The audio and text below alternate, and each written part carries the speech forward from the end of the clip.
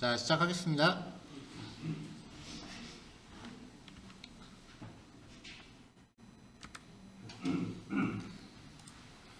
자, 이제 웹페이지의 기본 구조를 한번 살펴보도록 할게요. 우리가 이제 하려는 게 HTML이라고 하는 건데요. 하이퍼텍스트 마크업 랭귀지를 줄임말입니다. 여기서 말하는 하이퍼텍스트라고 하는 거는 우리가 일반적으로 클릭하는 링크예요. 그리고 언어이죠.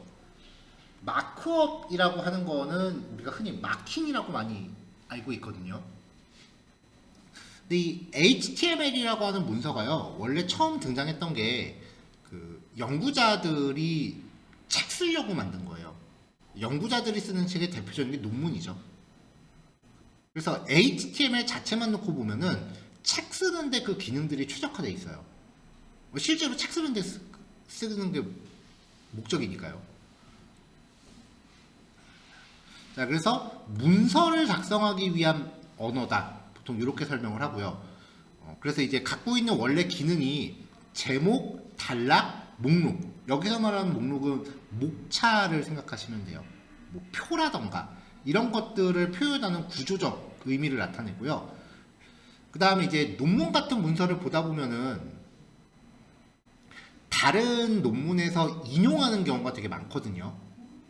그러면 그 원문을 쉽게 찾아볼 수 있게 링크라는 개념을 만든 거예요. 그리고 인용한 부분을 쓰기 위한 인용문 구성도 있고요. 나중에 이제 발전을 하면서 이미지를 삽입하거나 동영상과 같은 객체를 포함하고 사용자의 입력을 받을 수 있는 대화형 양식에 대한 기능도 추가가 된 겁니다.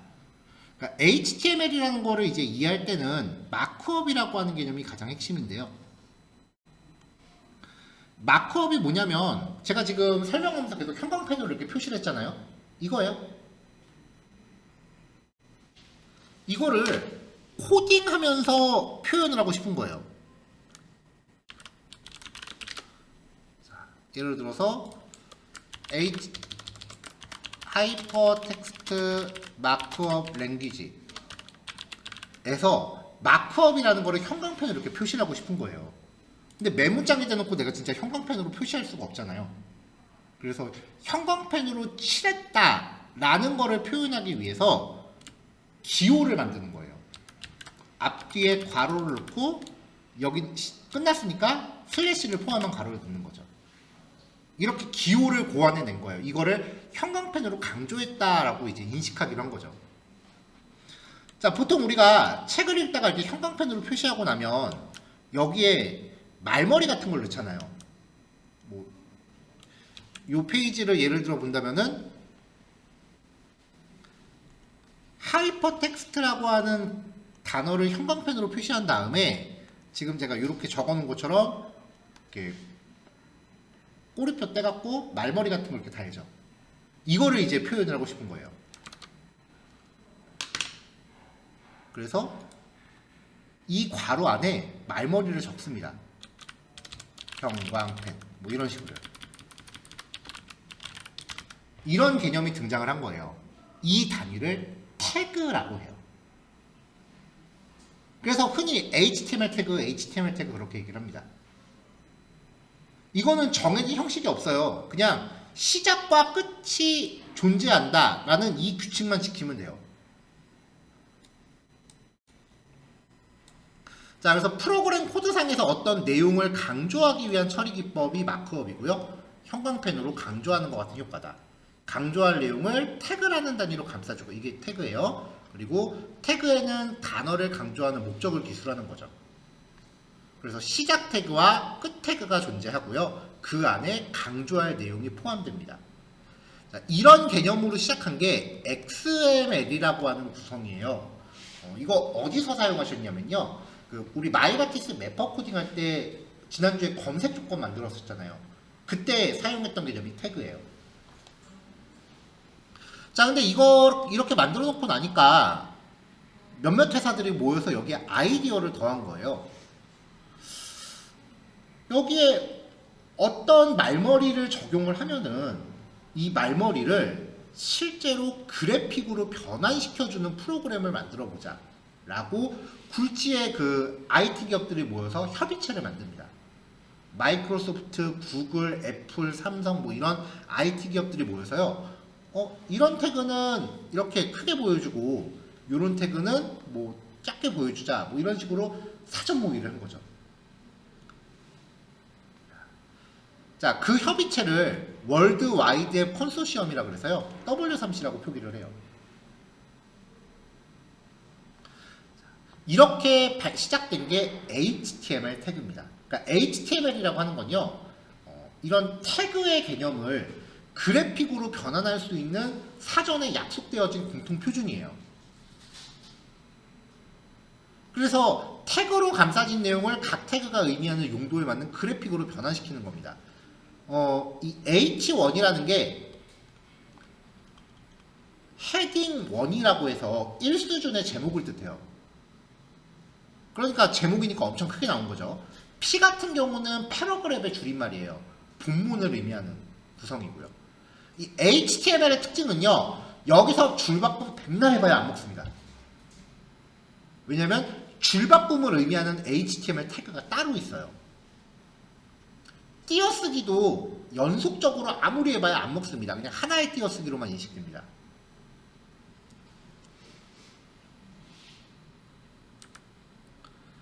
자, 그럼 이제 우리가 해야 될 일은 HTML 태그가 어떤 것들이 있는지를 살펴보는 거예요. 근데 이제 카테고리별로 구별을 하면은 그 웹페이지의 문서 구조를 정의하는 게 있고요. 그 다음에 화면 보면, 우리가 웹페이지 보면 보통 이렇게 화면 영역 나뉘거든요. 이렇게 나누고, 이렇게 나누고, 뭐 이런 식으로 화면의 영역을 나눠요. 그 영역을 구성하는 요소가 있고, 이 영역 안에 우리가 컨텐츠를 채워 넣어야 되죠. 컨텐츠를 채워 넣을 때 쓰는 문단 구성 요소, 문장 구성 요소, 목록이나 표, 미디어나 링크, 그리고 사용자로부터 입력을 받는 요소들이 있습니다. 지금 이 태그들을 일일이 다 살펴봐봐야 와닿지 않으실 거고요. 이 태그들을 하나하나 소개해드리는 게 이 과목의 역할이니까 지금 이 페이지에서는 분류만 보고 넘어갈게요. 자, 각각의 HTML 태그는요. 속성이라는 걸 갖고 있습니다. 속성 이퀄 값, 문자열 형태고요. 속성 이퀄 값, 이런 식으로 구성이 돼요. 자, 이 속성들은 각 태그의 특성에 맞는 속성들이 있는데 모든 태그에 적용 가능한 공통 속성들이 있어요. 첫 번째 ID, 클래스, 스타일입니다. ID는 HTML 요소의 용도에 맞는 고유 이름을 지정하는데요. 언제 쓰냐면 CSS에서 스타일을 지정할 때, 즉 디자인을 적용할 대상을 식별하기 위해서 쓰고요. 자바스크립트에서 어떤 요소를 선택하거나 조작할 때 씁니다. 그 기능을 동작시킬 때 쓰는 거죠. 혹은 링크에 의해 웹페이지를 클릭했을 때 페이지가 넘어가는 게 아니라 스크롤이 움직이는 경우 있죠. 그때 움직이는 위치를 지정할 때 사용을 해요. 요 세 가지 모두 아직 진도상 나간 게 아니기 때문에 그때 되면 하나하나 요 ID라는 속성을 쓰기 시작할 거고요. 클래스 속성도 CSS에서 디자인을 연결할 때 사용을 하는 속성이에요. 스타일은 특정 태그에만 적용되는 개별적인 디자인 코드를 적용할 때 사용을 합니다. 이 스타일은 오늘 써볼 겁니다. ID랑 클래스는 아직 그 진도상 나간 부분이 아니기 때문에 그때 따로 정리하도록 할게요. 자, 그럼 이제 슬슬 실습 준비해야죠. 이 자바랑은 완전히 구별하셔야 돼요. 자바 작업하던 폴더에서 계속 하시면 안 돼요. 왜냐면은 그 비주얼 스튜디오 코드가 자기가 열고 있는 파일 확장자에 따라서 익스텐션들을 활성화를 시켜요. 근데 자바랑 HTML을 같이 한 폴더에서 작업을 하시면은 자바용 익스텐션들이 같이 활성화된단 말이에요. 그러면 컴퓨터 사양 좋아야 되죠.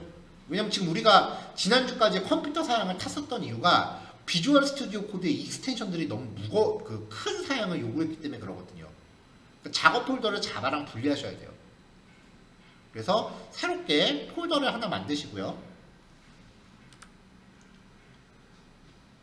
자, 만든 폴더를 이제 비주얼 스튜디오 코드로 열어주세요.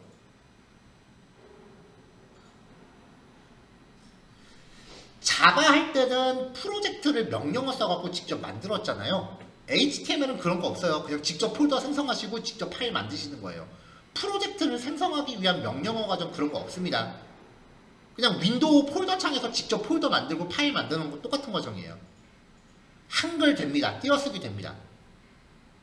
실제로 상용화를 시키는 웹페이지에서는 그렇게 하시면 안 되는데 이거는 지금 연습용이니까 상관없어요. 상용화 시스템에서는 한글 폴더, 한글 파일 인식 실제로 못해요. 근데 뭐 지금은 그냥 그 연습용이니까 수업의 주제를 표현할 수 있게끔 한글 폴더나 한글 파일 이름 넣으시면 됩니다.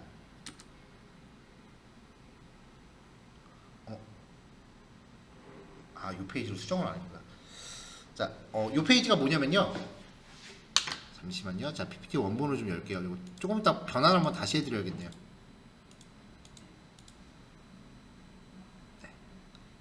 이 페이지를 수정한다라고 해놓고 제가 표기만 해놓고 수정을 안 했어요.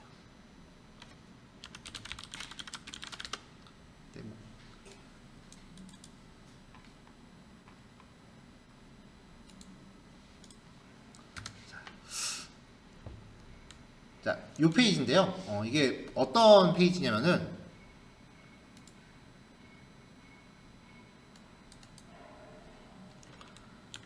작업 폴더를 연 다음에 마우스 우클릭을 여기서 하셔서 새 폴더를 선택하시고 그리고 폴더 이름을 입력하셔야겠죠.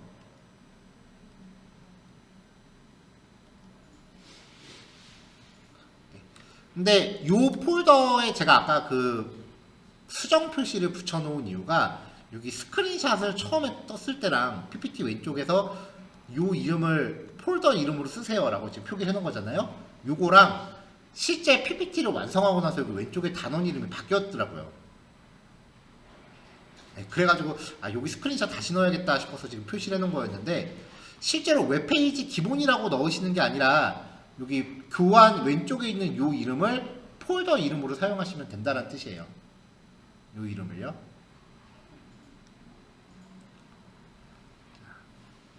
자, 요 이름은 그냥 폴더 이름으로 쓰시면 되고요. 각각 생성되는 폴더에 01, 02 이렇게 시작하는 일련 번호 붙여주시면 됩니다. 일련 번호를 안 붙이면은 폴더들이 쭉 만들어졌을 때 가나다 순으로 정렬되잖아요. 그러면은 우리 수업 순서가 나타나지가 않아요.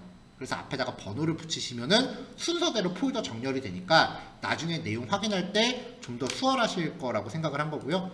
만약에 이 폴더 이름 만들어는 게 무슨 이름인지 잘 헷갈리시면은 제가 간지마다 앞에 사이에다 넣어놨거든요. 이 이름으로 폴더 만드시면 돼요.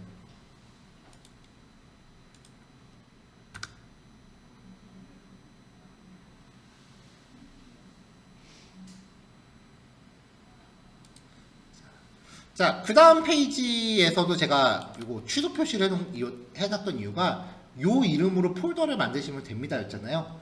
근데 스크린샷에 폴더 이름이 다르게 표시돼서 혹시 진짜 스크린샷대로만 폴더 만드실까봐 그렇게 해놓은 거거든요. 네. 요거로 폴더 이름, 사실 폴더 이름이랑 파일 이름은 그냥 여러분들이 알아보실 수 있는 아무 이름이나 하셔도 상관은 없어요. 네. 이제 수업이랑 싱크를 맞추실 때는 요 이름으로 해주시면 돼야 되기 때문에 제가 수정 표시를 해놨던 겁니다. 뭐 크리티컬한 내용은 아니니까요. 제가 요 두 페이지 요거 X표 표시 제거된 PDF만 조금 이따 다시 한번 배포를 할게요.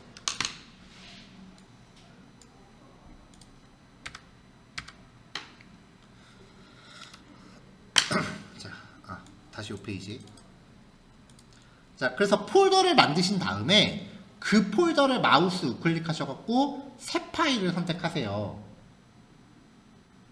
그래가지고 그 안에 파일 이름을 기술해 주시면 되는데 파일 이름도 확장자만 확실하게 뒤에 .html이 붙어 있으면 아무거나 하셔도 돼요.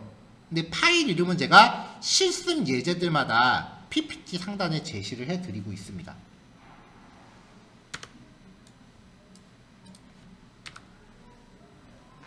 자, 그렇게 해서 이제 파일을 만드시고 나면은 이제 웹페이지의 기본 구조입니다. 첫 번째 줄에는 현재 이 파일이 HTML5 문서임을 브라우저한테 알려주는 선언문이 들어가요. 느낌표 하나 붙고요. 독 타입, 문서 타입은 HTML이다 라고 선언문을 하나 넣어줘야 되고요. 그 다음에 HTML 태그는 항상 시작과 끝이 짝이 맞아야 됩니다. 그래서 HTML로 열고요. 여기 밑에 HTML로 닫습니다.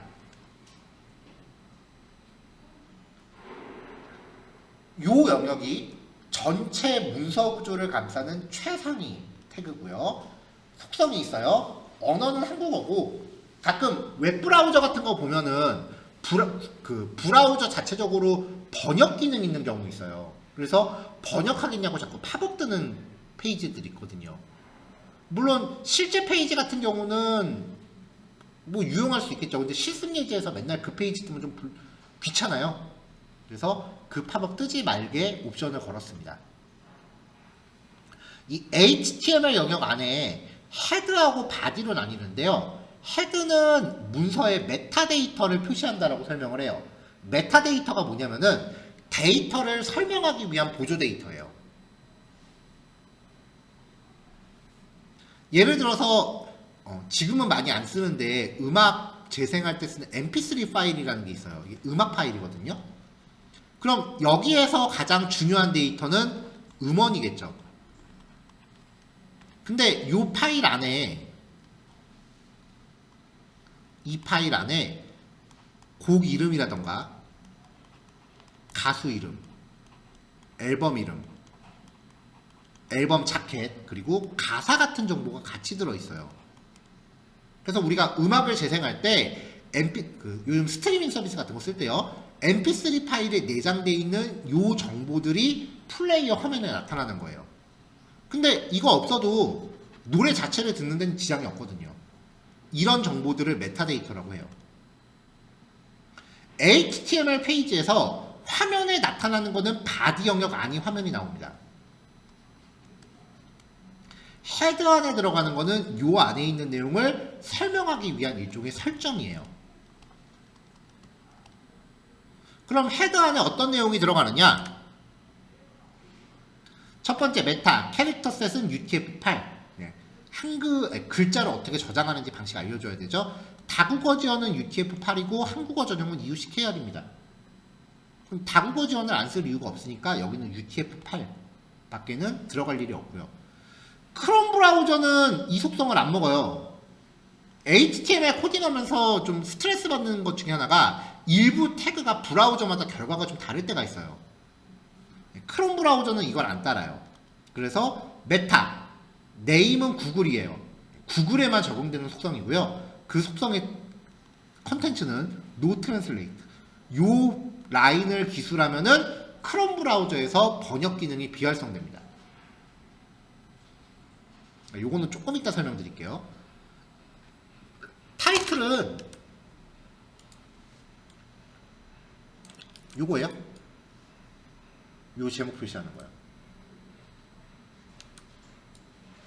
네, 그 다음에 이제 바디 안에 들어가는 게 화면에 표시되는 거죠. 자, 이 뷰포트라고 하는 게 뭐냐면은 이 뷰포트가요 화면 크기를 뜻해요.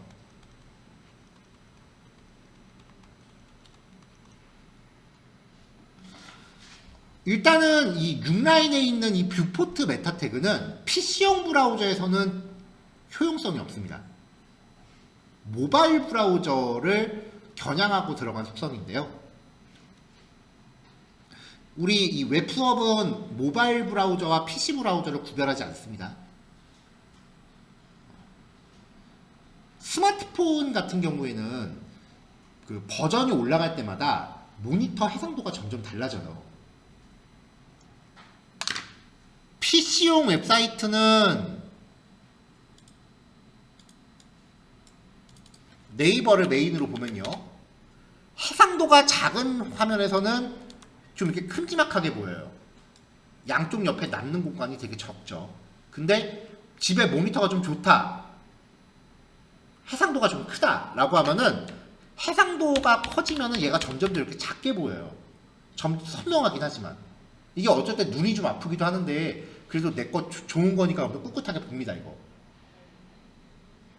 이게 무슨 의미냐면은 같은 크기의 모니터라 할지라도 해상도가 크면은 오브젝트가 더 작게 보이거든요.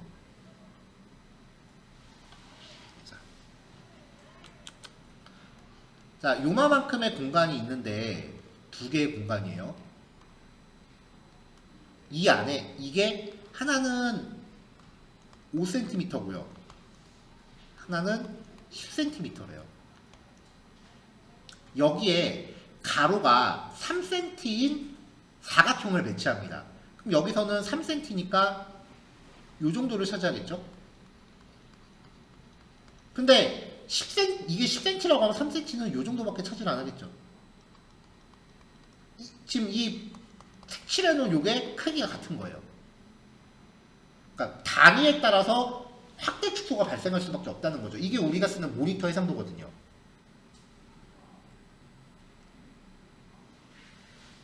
스마트폰 같은 경우도 점점 발전하면서 해상도가 점점 커졌거든요. 되게 초창기 해상도.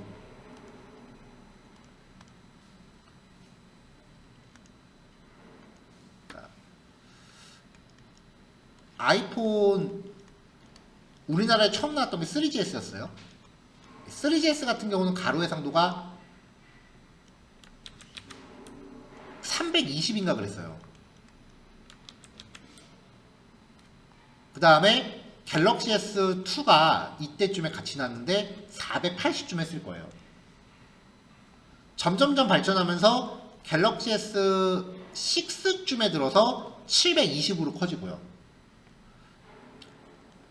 요즘 스마트폰은 가로 해상도가 제가 알기로 1020이에요. 아, 1280이요. 죄송합니다. 1280. 이게 스마트폰이 이렇게 있을 때 이 얇은 면의 넓이를 뜻하는 거예요. 우리가 일반적으로 사용하는 모니터 가로가 지금 학원 컴퓨터 기준으로요 1920일 겁니다.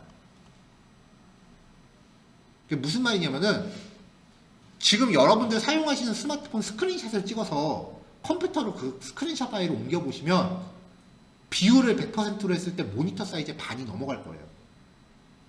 스마트폰 사이즈가 그렇게 큰 사이즈예요.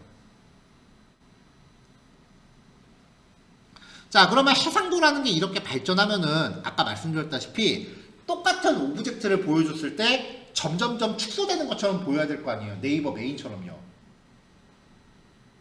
왜냐면 스마트폰이 이렇게 바뀌어도 LCD 인치는 거의 안 바뀌었어요. 물리적인 가로 사이즈는 계속 비슷했잖아요.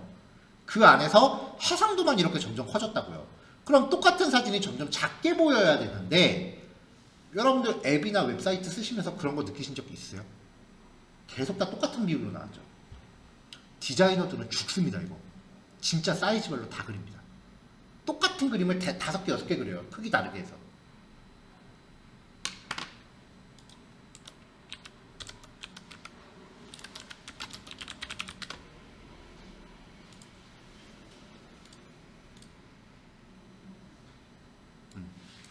실제로 관련된 거 검색해보면은 이렇게 나와요. 네. 이런 식으로 그림을 그릴 때 1배, 2배, 3배 이렇게 따로 그려야 된다고 이렇게 설명서 다 있어요. 실제로 이렇게 그립니다. 디자이너들은요. 왜냐하면 스마트폰이 점점점 이제 해상도가 달라지기 때문에. 그럼 우리도 모바일을 개발하려면은 사이즈별로 다 따로 만들어야 되겠네요. 다행히 우리는 코딩을 하는 거지 그래픽을 작업하는 게 아니기 때문에 괜찮아요. 자, 이게 무슨 말이냐면요. 뷰포트, 웹브라우저의 화면 크기예요. 자, 웹브라우저의 가로 넓이를 디바이스, 장치의 물리적인 넓이랑 똑같이 맞춥니다. 그러면 서로 해상도가 다르더라도 화면 인치가 똑같으면 이 두 웹브라우저 상의 화면 크기는 같은 걸로 인식을 해요. 이렇게 되면은 모바일 브라우저 만들 때 화면 크기가 종류가 달라지는 현상을 방지할 수 있어요. 자, 그 다음에 이제 모바일 브라우저 같은 경우는 그 웹페이지의 모든 컨텐츠를 하나면에 한 번에 쫙 보여주려고 들어요. 그게 기본값이거든요. 그래서 모바일 브라우저로 PC용 사이트에 접속하면 되게 조그맣게 축소가 돼요. 한꺼번에 다 보여주느라고. 그거를 못하게 막습니다. 초기 스케일을 1.0, 100%로 설정하는 거죠. 그래서 요게 이제 모바일 브라우저에 들어가는 필수 값입니다. 자, 요 정도 코드가 모든 웹페이지에 무조건 깔고 가는 거예요. 그리고 나서 화면에 보여질 내용만 바뀌는 거죠.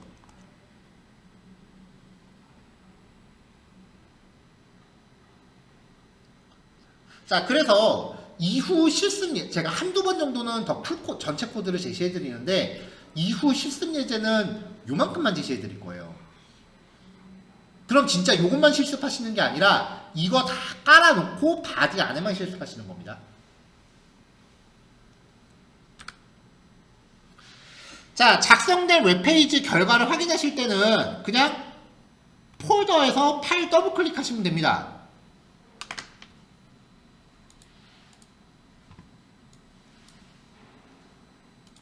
그냥 폴더에 웹페이지 찾아가서요. 그 파일 더블 클릭하시면 열립니다.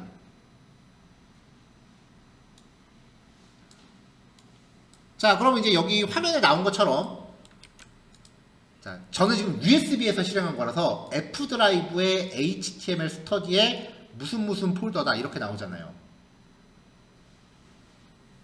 네. 컴퓨터상의 폴더 경로가 표시돼요. 이거는 오프라인 상태라고 보시면 되고요. 이 상태에서는 다른 사람들이 접속을 못해요. 이 페이지에. 그리고 소스 코드를 수정할 때마다 바로바로 반영되는 게 아니라 브라우저에 새로 고친 버튼을 눌러주셔야 소스 코드 바뀐 게 반영이 됩니다. 이거 조금 귀찮아요. 두 번째 방법은요. 비주얼 스튜디오 코드에서 소스 코드 화면에서 마우스 우클릭하시면 오픈 위드 라이브 서버라는 메뉴가 떠 있어요. 아까 설치하셨던 익스텐션 기능일 겁니다. 이걸 선택하시면은 브라우저가 뜨는데요. 주소가 127.0.5.1.5000 이런 식으로 시작을 해요. 이거는 지금 서버가 가동 중이다 라는 의미고요. 서버의 의미는 MySQL 할 때 말씀드렸었죠. 온라인 상태가 돼요. 그래서 비주얼 스튜디오 코드가 웹페이지를 가동하기 위한 서버를 가동시킨 거고요. 그리고 웹브라우저가 비주얼 스튜디오 코드에 접속을 하는 상태입니다. 온라인 상태이기 때문에 소스 코드 수정하고 저장하면은 브라우저에 즉각 자동으로 반영됩니다. 그래서 이게 훨씬 쓰기 편할 거예요. 자, 아까 말씀드렸다시피 매번 이만큼 코드는 기본적으로 깔고 가는 거예요. 저는 이제 요 안에밖에 제시를 안 해드릴 거예요. 똑같은 내용 매번 제시해드릴 필요 없잖아요. 그러면 이제 맨날 똑같은 코딩을 해야 되는 게 좀 불편하실 수 있으니까 작성하셨던 코드에서 여기 타이틀 부분을 중괄호 하시고 tm 파일 네임 베이스 라고 고쳐주세요. 이게 VS 코드에서 현재 작업 중인 소스 파일의 이름을 나타내는 예약어예요. 그리고 $1은 요 위치에 입력 커서를 찍으라 라고 하는 그 예약어예요. 자, 이거를 어떻게 활용을 할 거냐면요. 스니펫 제너레이터.app이라는 웹사이트에 접속을 하세요. 이게 비주얼 스튜디오 코드에서 쓸 수 있는 단축키를 내가 직접 만드는 기능이에요. 첫 번째 네모칸은 단축키 이름입니다. 그냥 내가 알아볼 수 있는 이름으로 정의하시면 되고요. 그 다음에 두 번째 네모칸은 실제 이 기능의 단축키를 정하시는 거예요. 저는 제가 만든 단축키는 전부 my로 시작하게 해놨어요. my 언더바 html 언더바 템플릿이라고 적었습니다. 그 다음에 아까 만든 코드를 준비를 하세요. 그러면 오른쪽에 뭔가 이렇게 만들어져요. 그리고 버튼 누르시면은 이게 복사가 됩니다. 자, 비주얼 스튜디오 코드 1번 비주얼 스튜디오 코드의 설정 버튼 누르시고요. 이 팝업 메뉴에서 코드 조각이라는 걸 선택하세요. 그럼 이제 말풍선이 하나 떠요. 화면 밑에서 코드 조각이라는 거 누르시면 이렇게 뭔가 말풍선이 떠요. 저는 이미 쓰던 것들이 많아서 기존에 사용하던 게 많은데 오늘 요 기능을 처음 여시면 여기 아무것도 안 나오실 거예요. 그럼 밑에서 HTML을 찾으세요.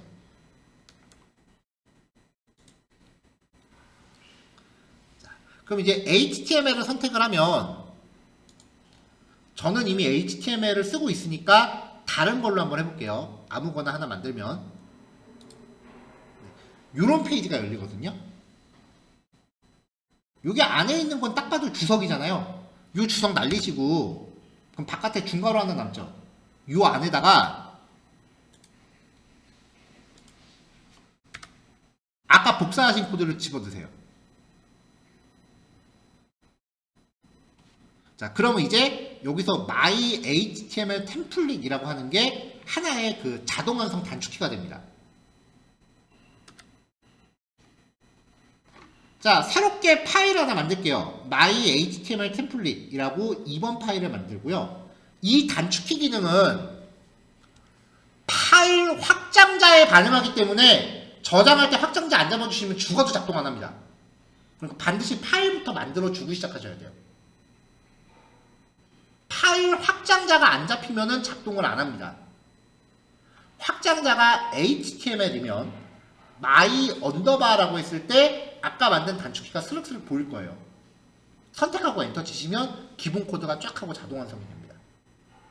이렇게 준비하시면 이제 앞으로 실습 시간이 좀 단축이 되겠죠. 자, 2교시 여기까지 하겠습니다. 11시 30분까지 실습하는 걸로 하고요. 10분 쉬었다가 11시 40분에 이어서 하겠습니다.